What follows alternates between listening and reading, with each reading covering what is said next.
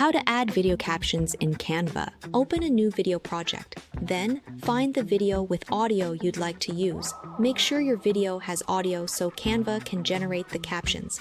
Upload the video, drag it to the page, and resize to fit. Then find the captions from the left menu, which you can access through the text as well. Then generate the captions. Once the captions are generated, you can edit the positioning, size, and font of the captions. Pick the font you like, make sure it's readable like the Sans Serif family, for example, Arial. If you have a preferred font, use that. Keep tweaking until you're happy with the captions. Then find the animate button, choose highlight like a karaoke style, and customize the color. It's as easy as that. You now have captions added to your video. Subscribe and like for more Canva quiet power moves. Here, hold up. Just talk to me for like a minute. Okay. This is so freaky to me. Is it really? Yeah, to hear my own voice. We need to put this on the video.